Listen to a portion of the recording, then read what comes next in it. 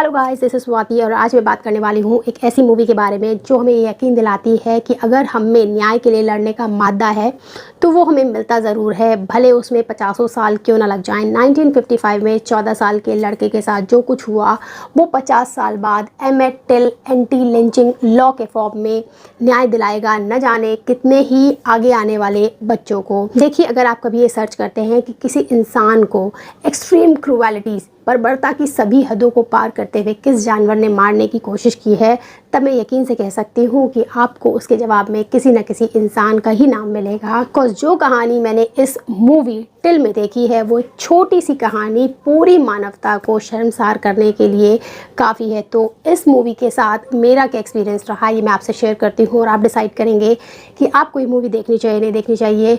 इससे पहले अगर आप नए आए हैं देन प्लीज़ सब्सक्राइब। लेकिन मैं आपसे ये कहना चाहूँगी कि एक मूवी नहीं है, एक मुहिम है जो 50 साल पहले शुरू की गई थी। उसका अंत बहुत ही अच्छा हुआ है, जो उसका पर्पस था वो सॉर्ट आउट ज़रूर हो गया है। तो आप इस कहानी को अपना थोड़ा वक्त देने की कोशिश ज़रूर करिएगा।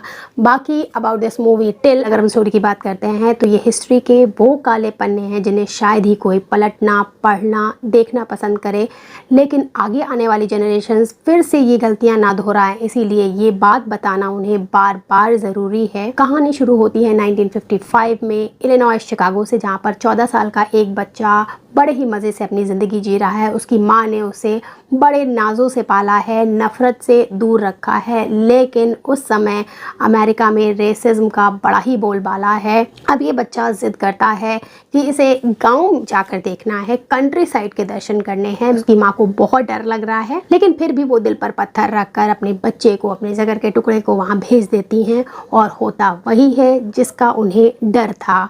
किसी न किसी बहाने से वहाँ पर नीग्रोस को मारा जा रहा है और ये बच्चा भी उसी चीज़ का शिकार हो जाता है। ये टीनेज बच्चा एक वाइट लेडी को छेड़ देता है। अक्सर ही जिस चीज़ के लिए बच्चों को वार्निंग देकर, स्ट्राइक देकर छोड़ दिया जाता है, अगर आप ज़्यादा मॉरल पुलिसिंग करते हैं तो आप उसे रिहाब में या पुलिस को भी दे सकते हैं, लेकिन यहाँ पर जो न्याय उसके साथ होता है वो उसको देखकर आपकी रूह कांप जाएगी।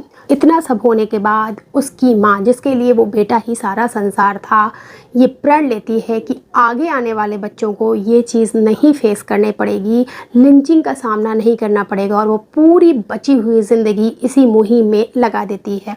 और 50 साल बाद इसका फल भी सामने आता है एमेट टिल एंटी लिंचिंग एक्ट के फॉर्म में। सो मैं आपको कुछ पॉजिटिव्स और थोड़े बहुत से नेगेटिव्स इस मूवी के बताने वाली हूँ। So the first positive of this movie will be unbiased nature of the story. जो कुछ भी पब्लिक डोमेन में है उसी को बहुत ज़्यादा प्रोमिनेंटली दिखाया गया है।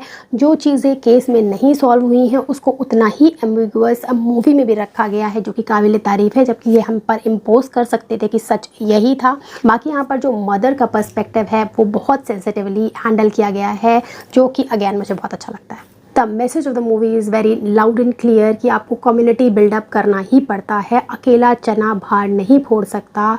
और जब सब लोग हाथ से हाथ मिलाकर न्याय की गुहार करते हैं या न्याय के लिए फ़ाइट करते हैं तब वो मिलता ज़रूर है। इसीलिए बहुत से लोगों का एकजुट होना बहुत ज़रूरी है।